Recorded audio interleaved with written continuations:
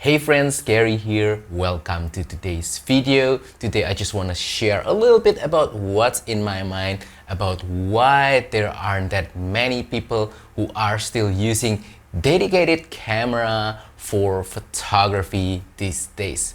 So I just went back from a vacation from Bali, Indonesia. It was really beautiful there, and there are lots of really nice sceneries, lots of great photography opportunities. However, I noticed one thing. Many people are just using their phones for photography. I only saw probably a couple or maybe 3 people who are using dedicated cameras, not including me. So that made me ask, why is that? I mean, this is a beautiful place. It is the perfect spot for photography, at least to take some nice photos, but nobody's carrying cameras around and they're just using their phones. And nothing wrong with using phone for photography, of course. I started my photography also with my phone before I moved into DSLR and ultimately micro four thirds cameras, but it's just a pity because again, this is the perfect opportunity to bring out your camera, take nice photos and get pleasures and enjoyment from taking beautiful pictures and getting nice photos for your holiday pictures. Anyway, I want today's video to be a little bit of a discussion, so please share what's on your mind as well regarding of this topic down in the comment down below. I love to read your comments. I always love to learn from you. Let's have a discussion together and maybe we can come up with some interesting answers to this particular question. First of all, yes, obviously using a phone is very convenient. You always have it in your pocket.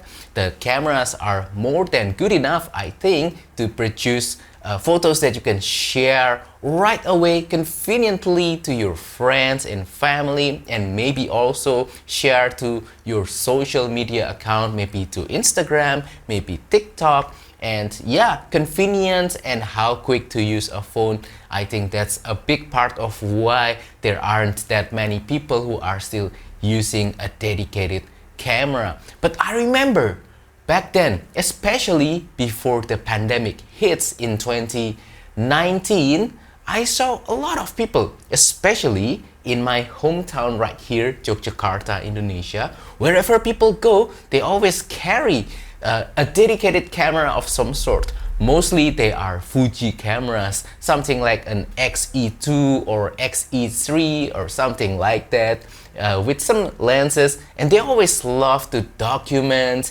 their everyday life using these mirrorless cameras. And I think from what I observed, they are having fun doing that because they get some nice photos and they're able to kind of find a beautiful part of their day and just kind of freeze it and share it with their friends and families, something like that. But nowadays, I rarely see those kind of people anymore. Maybe just me, I'm the weird one carrying cameras around. So the big question, is a dedicated camera still relevant for us hobbyists, or is it just strictly more for professional photographers? Well, as I mentioned before, I just went back from a vacation to Bali. And on my trip to Bali, I bought this nice little guy right here. This is the Panasonic Lumix G100. And my primary lens is the 14mm f2.5 Panasonic Lumix lens right here.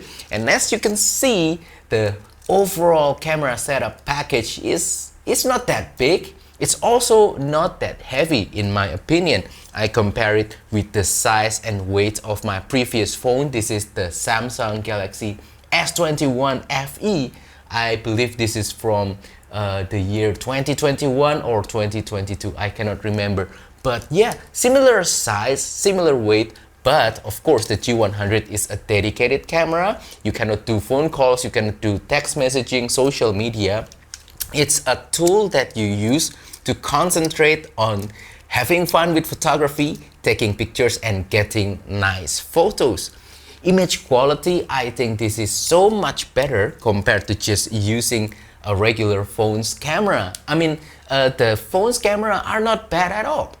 I mean, they are more than sufficient enough for sharing with friends and family, but for some banger photos, you just cannot, cheat physics, you cannot produce fake bokeh, portrait mode, that kind of stuff. It won't look convincing at all, even with modern day flagship smartphone like the iPhone 17 Pro. Using something like a Micro Four Thirds can produce a more convincing result. It has a more capable sensor and optics as well to produce better photos, especially in difficult lighting situation or maybe in lower light condition.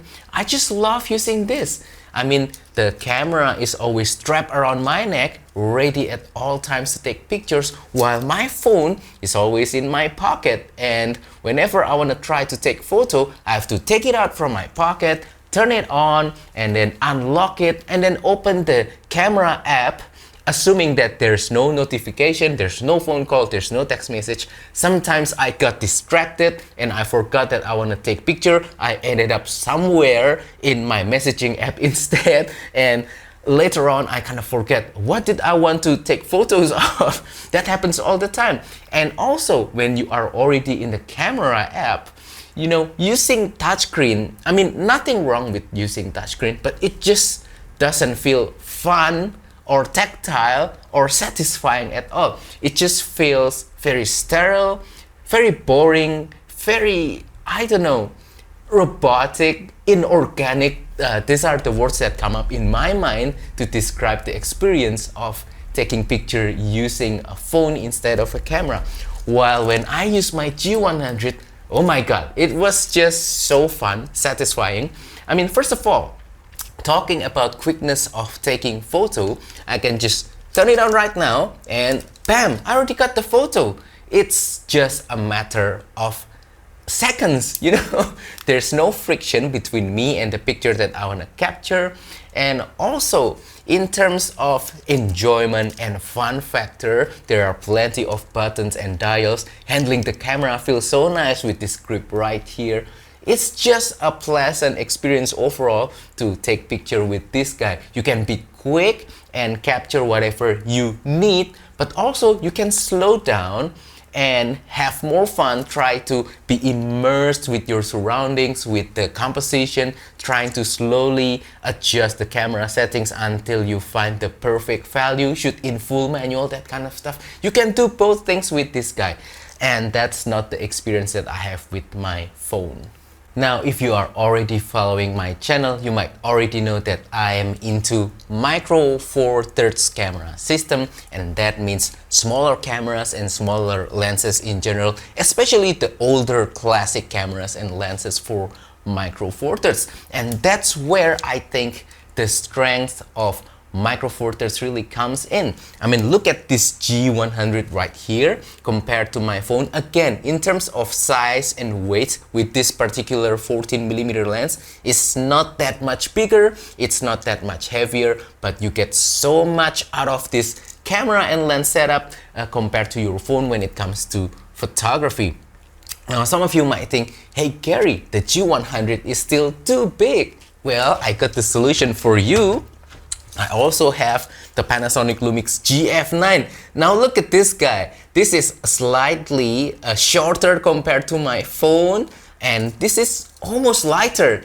I cannot be sure. I have to check out on the internet about the weight of this particular combination of the GF9 and the Panasonic Lumix 20mm f1.7, but compared to a phone, it's very similar. And now with this guy, you have larger aperture, slightly more zoomed in focal length, so when you're taking environmental portrait with the 20mm, you'll get a more pleasing result compared to just using the main lens of this phone or using the portrait mode of this guy with the 3x zoom, which sometimes is inferior compared to the main camera of the phone. So yeah, with Micro Four Thirds you can come up with this kind of setup that is smaller and lighter, and when you also need to have the ability to shoot in different focal lengths, for example ultra wide or telephoto, you can carry smaller lenses as well. This is the 7 Artisans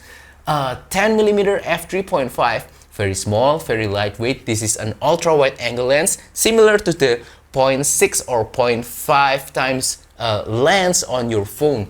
And if you want a telephoto lens, there's something like the Olympus 45mm f1.8 or the Panasonic Lumix 42.5mm f1.7. This is like the 3x zoom for your Micro Four Thirds camera, and that is similar to this lens right here on your phone. So yeah, plenty of options to go with smaller cameras and lenses with Micro Four Thirds. We're not even talking about OM system or Olympus cameras yet. There are plenty that you can choose from in this Micro Four Thirds ecosystem.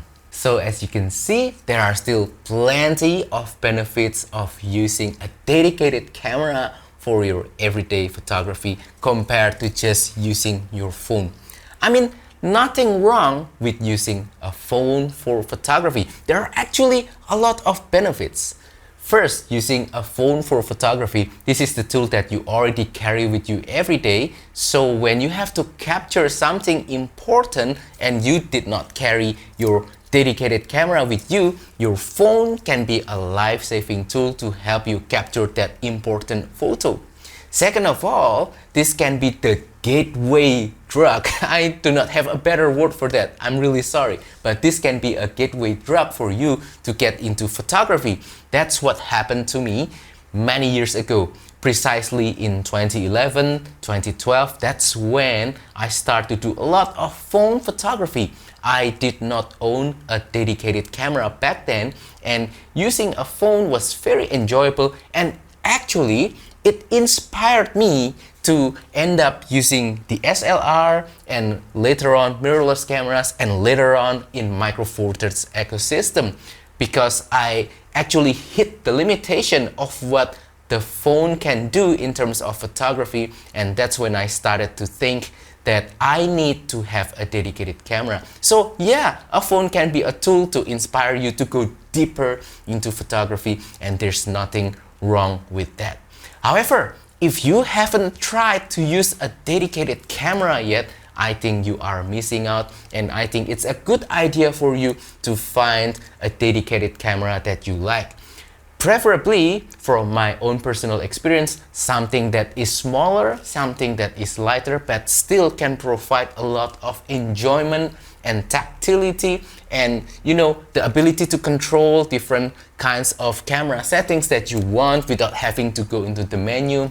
That's always nice. I personally use Micro Four Thirds camera system, but you can use anything. You can use Sony, you can use Fuji, Canon, Nikon, OM system, Panasonic Lumix, whatever camera brands that you love, that you enjoy, Ricoh, DJI. There are plenty of camera brands out there, and there's no bad one. Just pick the one that is small, enjoyable, and resonates with you as well. Something that you want to use and you can enjoy, especially to take pictures and to carry around everywhere you go. You'll discover that not only you'll get better pictures compared to just using your phone, but you will also have a lot more fun doing photography with your dedicated camera. It's a fun tool to use. It's very inspiring. It makes you want to go out and take more pictures. That's always a good thing. When something motivates you to keep practicing, to get better, then that tool is working magic on you. Anyway, enough about me. What about you guys? I wanna hear from you as well. What do you think about this topic? Is it okay that nowadays people are using their phones more and they use dedicated camera less? Is that something that is normal?